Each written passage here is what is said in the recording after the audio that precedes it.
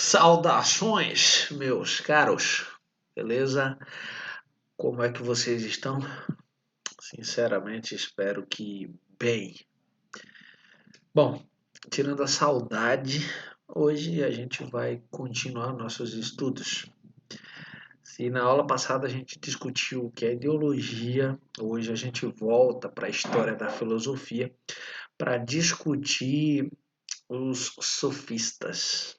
Sim, os sofistas. Galera, sofistas e não surfistas. Pelo amor de Deus, não confundam. Bom, quem eram os sofistas? O que eles faziam? Por que é importante estudá-los na história da filosofia?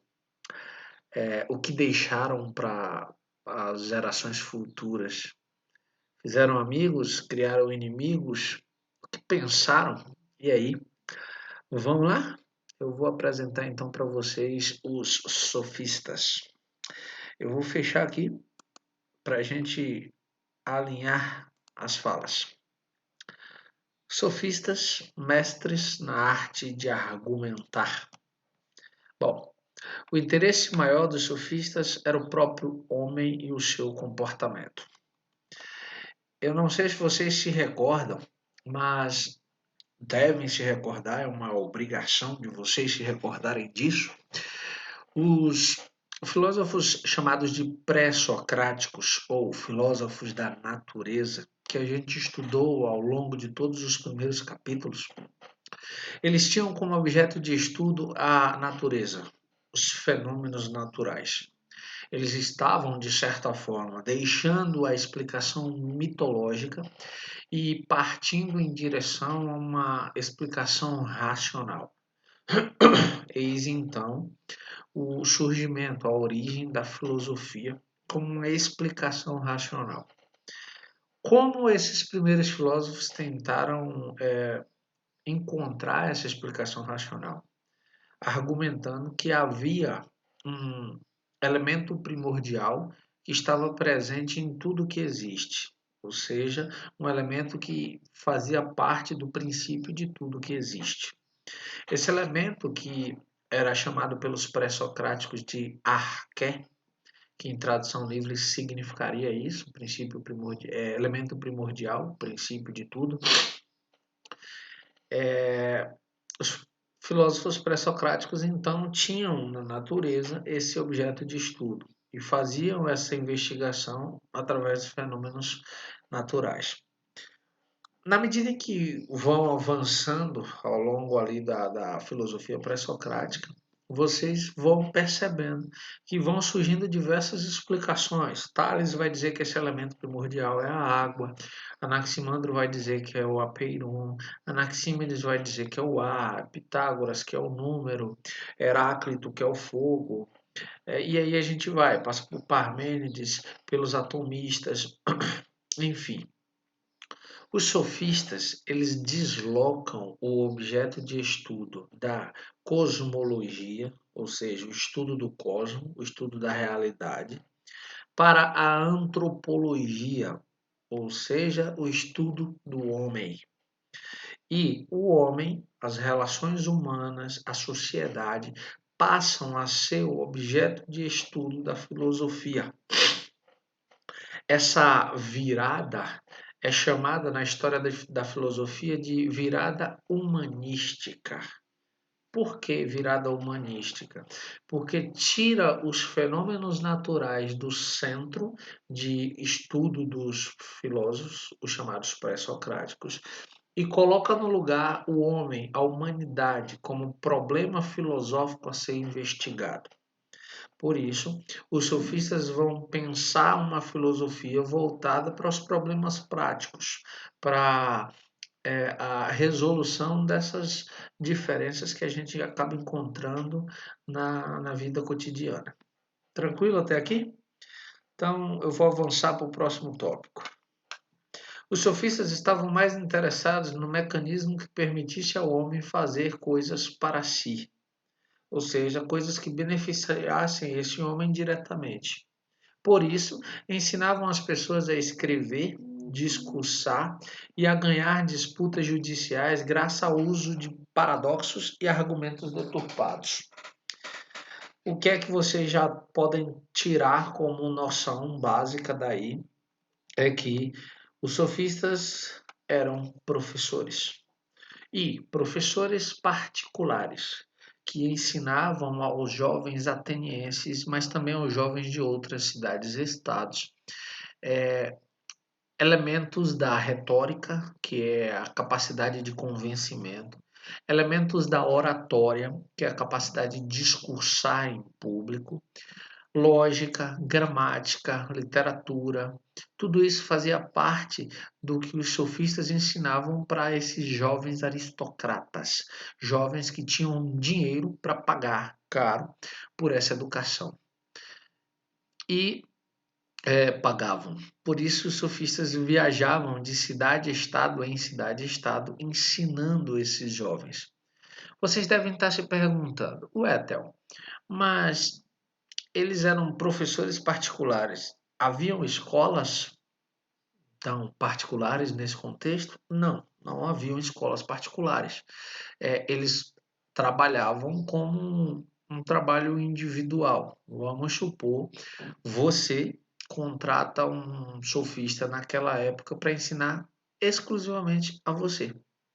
Então você teria aulas durante um determinado tempo, ele cobraria um determinado valor e você assistiria a essas aulas, aprenderia as técnicas que ele ensinava e faria uso dessas técnicas em seu benefício, ou seja, em benefício próprio.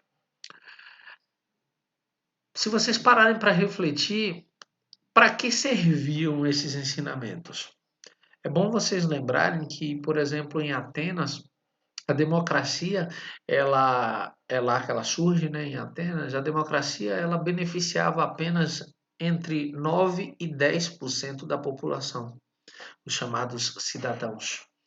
Cidadãos esses que precisavam ser filhos de pai e mãe ateniense, maiores de 18 anos. Logo, mulheres, homens livres e escravos não eram considerados cidadãos, apesar de serem a maioria da população.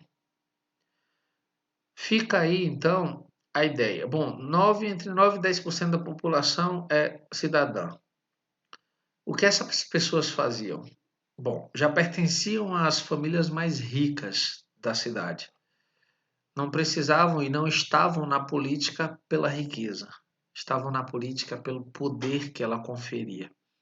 E como se conseguia esse poder? Quem tivesse a capacidade de convencer a maioria nas assembleias públicas, agregava, ou seja, juntava ao seu nome um poder impensável. E por isso os sofistas faziam muito sucesso como professores particulares, porque eles ensinavam exatamente a capacidade de argumentar para esses alunos. E, na medida em que esses alunos se desenvolviam e se tornavam excelentes oradores, excelentes argumentadores, eles convenciam a maioria a realizarem as coisas que eles desejavam. Então, o processo democrático acabava se tornando benéfico para esses políticos, para esses jovens políticos, alunos dos sofistas. Tranquilo até aqui? Então vamos adiante. Como eu havia dito antes, a filosofia então desloca o centro de interesse dela da cosmogonia, no caso aqui seria cosmologia, porque a cosmogonia veio antes da cosmologia. Então, da cosmologia, o estudo do cosmos, o estudo da realidade, para a antropologia, o estudo do homem. Perfeito? Lembrando, mais uma vez, aqui é cosmologia e não cosmogonia. Cosmogonia quer dizer a origem do cosmos, ou seja, a origem da realidade. Isso quando a gente estava estudando lá atrás mitologia. A palavra correta aqui é cosmologia, que quer dizer o estudo do cosmos. Adiante. Sofistas eram filósofos que viajavam pelas cidades ensinando filosofia de forma prática. A arte da retórica, a arte do convencimento e da boa argumentação. Bom, como eu já disse para vocês, todas essas aulas práticas, elas tinham como finalidade, elas tinham como objetivo juntar poder, dar poder para quem dominasse essas técnicas, para quem tivesse a capacidade de convencer os cidadãos a votarem a favor do que eles queriam aprovar nas assembleias. O interesse dos sofistas não era a verdade, a bondade e a justiça. Era a aparência de verdade, a aparência de bondade e a aparência de justiça. E vocês devem estar se perguntando, Wendel, mas se eles poderiam ter a verdade, por que que eles optavam por ter a aparência de verdade? Se eles podiam ter a bondade, por que optavam pela aparência de bondade? E se poderiam ter virtude, por que optar pela aparência da virtude? Primeiro, para os sofistas não existe uma verdade, não existe um bem, não existe uma ideia de justiça apenas. Para os sofistas não existe uma ideia de verdade que seja absoluta. Os sofistas acreditavam que a verdade é relativa. Se a verdade é relativa, a ideia de bem também é relativa. O que é bem para você não é para mim. O que é bem para uma outra pessoa talvez não seja para uma quarta pessoa. A ideia de justiça acaba também se tornando vaga, relativa, porque o que é justo para quem comete o crime não é justo para quem pune o crime. Então percebam que ao dizer que a verdade é relativa, os sofistas criaram uma base para questionarmos a maioria dos valores que norteiam a nossa sociedade, como se eles também fossem relativos. E isso, de certa forma, gerou um desagrado muito grande nos chamados filósofos clássicos, que a gente vai estudar na sequência, mas que vocês já ouviram falar deles. Sócrates, Platão e Aristóteles abominavam os sofistas. Desconsideravam completamente o trabalho deles, porque, primeiro, eles cobravam, os sofistas cobravam para dar aulas. E Sócrates, Platão e Aristóteles acreditavam que o conhecimento deveria ser socializado de forma gratuita. Então, o fato de cobrar já era uma coisa ruim. Para esses três filósofos clássicos, Sócrates, Platão e Aristóteles, o bem e a verdade devem prevalecer, devem ser o norte, o objetivo que a filosofia deve buscar sempre. E se os sofistas dizem que a verdade é relativa, então qual o objetivo da filosofia? Qual seria então o objetivo da filosofia que tem para esses três filósofos o propósito de buscar a verdade? Então não haveria um propósito para a filosofia. Por isso, os filósofos chamados de clássicos, Sócrates, Platão e Aristóteles, falaram muito mal dos sofistas.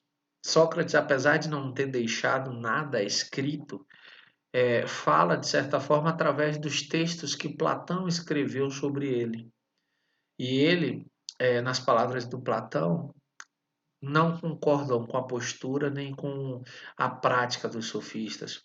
Assim como Platão também, por si só, questionava o valor da filosofia construída pelos sofistas. E Aristóteles, principalmente, abominava o fato desses sofistas cobrarem pelas aulas que davam, que lecionavam. Aqui cabe um parêntese, e um parêntese que dificilmente vocês vão ler nos livros didáticos. É um parêntese que você vai ler num livro mais aprofundado sobre filosofia. Mas eu vou colocar apenas para vocês pensarem. Sócrates, desses três, era o mais humilde deles. Sócrates é filho de uma parteira com um escultor. Mas mesmo assim, vivia uma vida relativamente tranquila, que não necessitava que ele trabalhasse. Então, ele tinha tempo para filosofar e assim o fazia.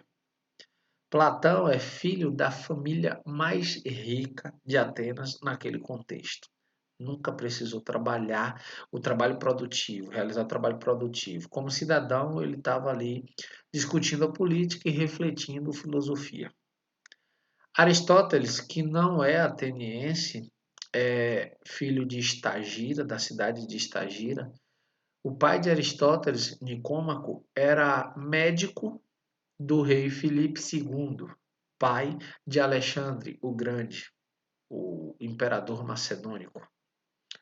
Então percebam que esses três sujeitos não precisaram trabalhar para se sustentar. Por isso não cobravam por suas aulas. Os professores particulares que eram os sofistas, que do grego sofos, sábios, precisavam porque era o único meio de sobrevivência deles. Então eles vendiam conhecimento para com esse dinheiro poderem prover sua própria sobrevivência. Então é uma situação ambígua, é uma situação em que a gente se depara para refletir se a postura de vender as aulas era errado ou certo. Eu não acho errado. Eu também sou professor, preciso sobreviver vendendo aulas e não dando como a gente costumeiramente expressa, né? Vou dar aulas. Mas vamos ao próximo tópico. Como eu disse, sofistas vêm de sábio, sofos. Platão, o sofista era aquele que desviava a dialética do seu verdadeiro fim. Para Platão, qual é o fim, qual o objetivo da dialética? O bem. E qual o verdadeiro objeto dessa dialética? A verdade. Dialética vocês vão estudar mais à frente, mas dialética é seria uma ciência do debate, seria uma ciência do confronto de ideias. Para fazer dela um instrumento de poder, de fortuna e de engano. Ou seja, eles usavam a dialética para conseguirem poder, fortuna e enganar as pessoas. Enganar de que forma? Porque se o sofista estivesse num debate e ele precisasse usar um argumento que ele sabia que era mentira, ainda assim ele usaria esse argumento. Por quê? Porque o objetivo dele era vencer o discurso e não necessariamente falar a verdade. Dois filósofos, dois sofistas se destacam dentro da história da filosofia. Um é Protágoras e o outro é Górgias. Protágoras disse uma frase que, de certa forma, faz parte da sociedade até hoje. Ele disse: o homem é a medida de todas as coisas, das que são enquanto são e das que não são enquanto não são. Vamos à explicação dessa concepção de Protágoras de que o homem é a medida de todas as coisas. Ele disse isso 4 séculos antes de Cristo. Olha onde a gente está, 2.400 anos depois. Mas pare para pensar. O homem, enquanto ser humano, é ainda a medida de todas as coisas, agora mais do que nunca. Por quê? Porque praticamente o mundo, sob o nosso ponto de vista, existe para nos servir. Nós instituímos política como uma forma de administrar a cidade, nós instituímos a economia como uma forma de organizar o comércio e a produção de riqueza. Nós instituímos o trabalho como uma forma de transformar a natureza em produtos que nos beneficiam. Nós estamos destruindo o planeta em prol de conforto, em prol de bem-estar, em prol de uma vida um pouco mais longa. Nós fazemos uso do planeta ao nosso bel prazer, da forma que a gente quer, sem se preocupar com a manutenção dele. E tudo, absolutamente tudo, gira em torno das nossas necessidades. Imagina, Protágoras disse isso há 2.400 anos atrás. Hoje a gente maximizou isso a uma situação impensável. Continuamos mais do que nunca sendo a medida de todas as coisas porque realizamos todas as transformações que julgamos necessárias, desde que elas nos beneficiem. Por isso a frase de Protágoras é extremamente atual. Na Renascença, um pensador chamado Leonardo da Vinci, que era pensador, era pintor, era um inventor, ele desenhou o homem vitruviano. O homem vitruviano é uma manifestação imagética, né? Uma imagem dessa fala do Protágoras, do homem com a medida de todas as coisas. E aí você vê o homem vitruviano e ele representa, de certa forma, essa medida de tudo que existe. Tranquilo até aqui? Então, vamos adiante. Para Protágoras, não existe verdade em sentido absoluto porque ela depende de convencimento, podendo, portanto, assumir valor relativo ou subjetivo, isto é, o que é verdade para um pode não ser para outro. Lembra do que eu disse antes? A verdade para quem faz o mal pode ser diferente da verdade de quem sofre o mal. A ideia de bem se encaixa perfeitamente dentro dessa lógica. Então, para Protágoras, ao dizer que o homem é a medida de todas as coisas, ele também está falando do homem enquanto indivíduo. Por quê? Porque o que é verdade para um sujeito não necessariamente será verdade para todos os sujeitos. Essa relativização da verdade acaba sendo perigosa, acaba sendo problemática. Por quê? Porque se a gente acredita nisso, a gente passa a julgar que tudo que a gente faz, mesmo sendo errado, passa a ser verdade porque você considera verdade. Eis as teias do pensamento, eis os riscos de se pensar muito. Mas, enfim, é libertador. O homem, como eu havia dito, é então a medida de todas as coisas. O segundo sofista, extremamente relevante, extremamente importante para a história do conhecimento, é Górgia de Leôncio. Mas ele aparece em alguns livros também como Górgias de Leontini. Então, Leôncio e Leontini são cidades, são uma cidade que na verdade aparece com nomes diferentes dependendo do livro que vocês acessem. Bom, Gorgia é considerado um orador, um argumentador dos mais brilhantes da antiguidade. Há um relato na história da filosofia de que Gorgia, num debate público com Sócrates, esbagaçou com Sócrates, sabe? Deixou Sócrates em situações muito difíceis de continuar o debate público. Gorgia humilhou publicamente Sócrates com argumentos que não poderiam ser contestados. Para Gorgia, nada existe. Se existisse, não poderia ser conhecido. Se fosse conhecido, não poderia ser comunicado. Olha o que Gorgia está fazendo. Gorgia criou um argumento ali cético absoluto. Lembra que a gente estudou o dogmatismo e o ceticismo? Pois é, aquele argumento de Gorgias é um argumento extremamente cético. Por quê? Porque ele está nos dizendo que a verdade não é possível de ser alcançada. E se alguém julgar que pôde alcançar essa verdade, ele vai impondo limitações. Se descobriu, não pode ser pensado, se pensou, não pode ser comunicado. Então, percebam, ele está desconfiando ao extremo da possibilidade humana de conhecer a verdade.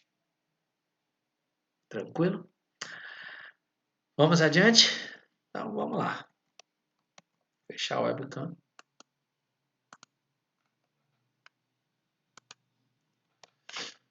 Gorgia pôs de cabeça para baixo o pensamento de Parmênides. Vamos lá. Por que ele pôs de cabeça para baixo o pensamento de Parmênides?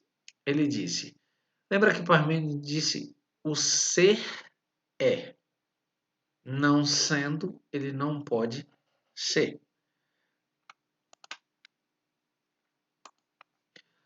Lembra? Parmênides nos disse: o ser é. Se o ser é, ele não pode não ser. Trocando em miúdos, você é você. Sendo você, você não pode ser outra pessoa.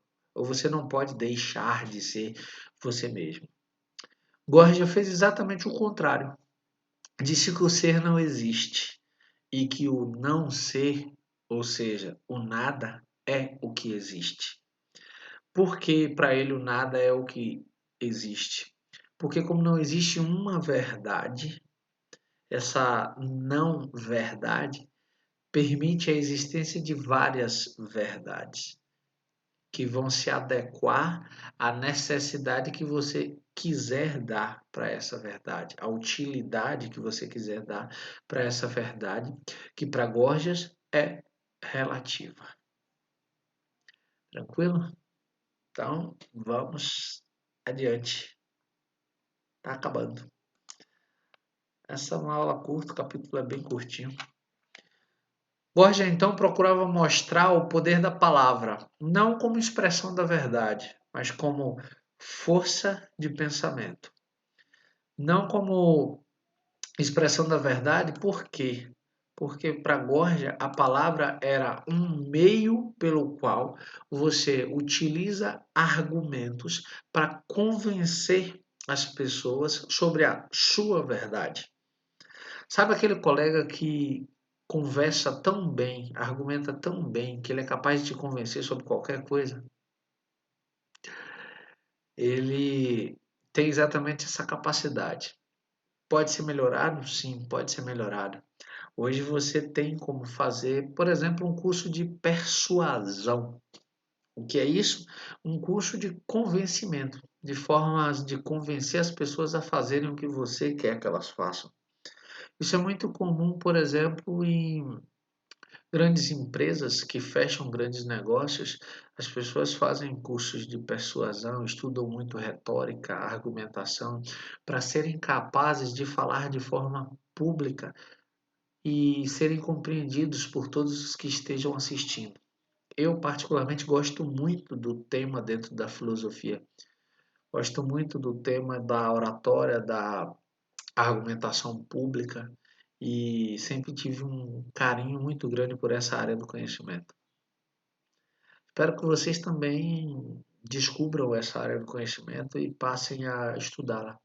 Não existe, por exemplo, um advogado excelente sem que ele domine a arte da retórica, a arte do convencimento.